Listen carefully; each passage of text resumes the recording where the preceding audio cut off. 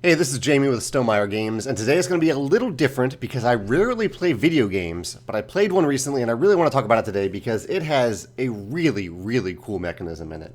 The game is called Baba Is You. Here's a kind of a screenshot of the first level of the game, and I'll talk a little bit more about that in a second. I actually don't really have a story behind it. I can't remember why I stumbled upon this game. I just happened to read a review of it, I think. Maybe someone recommended it to me. I don't know. I wish I could credit whoever told me about it.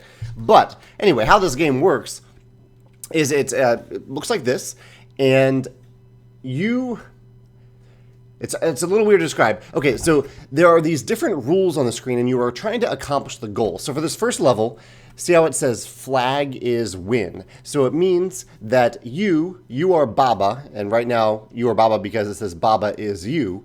You need to move over to this flag and touch that flag and win.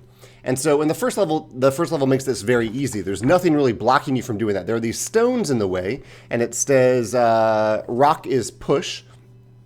It has walls as well, and it says wall is stop. And so it has these rules that it's told you right off the bat. And so it means that if I walk down into this wall, because wall is stop, my little sheep would stop moving. It would stop. However, if I moved forward towards those towards the rock, I would be able to push them forward because rock is push. That is the rule for rocks right now. I can push rocks. But I could also just walk around and touch the flag. However, and here's the big twist in this game that is just so cool.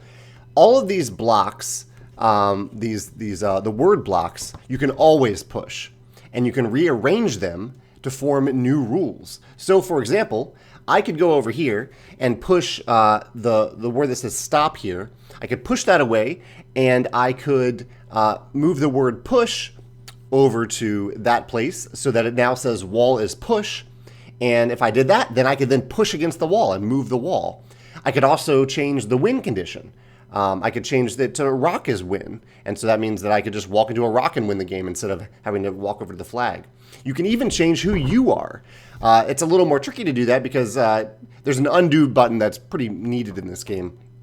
But you could change who you are to the point that I actually changed myself in one of the scenarios. I changed myself to the wall, and so this entire wall became something like when I moved up and down on my cursor, the whole entire wall moved up and down, and it pulled and pushed things with it if they were legally allowed to push.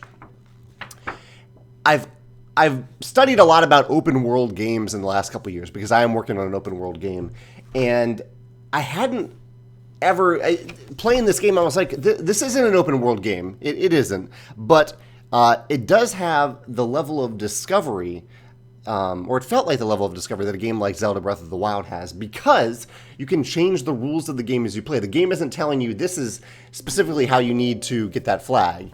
And the levels get more difficult. There are many restrictions that maybe push you in a certain direction.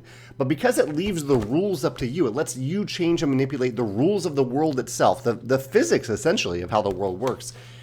It leads to many different options of how you can solve the puzzle. And I did not expect this while playing this game. But there were moments, like the first time that I actually became the wall and started moving the wall around, I just had the biggest smile on my face. It was so satisfying to be able to do that. And there were a few of them that were very difficult, even early on, because I don't play a lot of video games. Maybe they're more intuitive for you. But I couldn't figure them out right away. And I just kind of stared at the screen, pushed things around, used the undo button a bunch. And then when it finally clicked, it was just incredibly satisfying because I was the one making the rules. I was the one manipulating these rules so that I could meet a win condition in the game.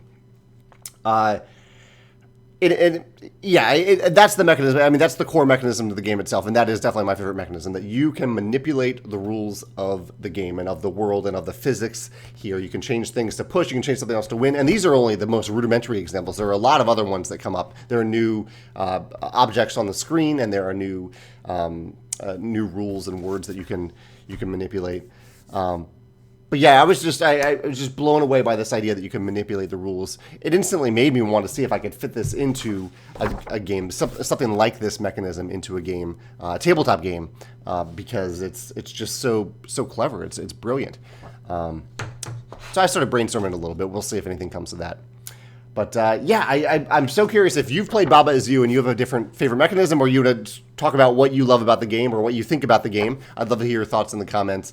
Or if the idea of rule manipulation and one thing meaning another thing, or having an ability that's tied to something else until you change it and maybe switch it to something else. If there's anything like that you can think of in the tabletop space, I'd love to hear about it in the comments, because it's just... I think it's a brilliant mechanism that that could translate to the tabletop space. All right, that's it for today. Talking about Baba Is You. I'd love to hear your thoughts in the comments. Thanks.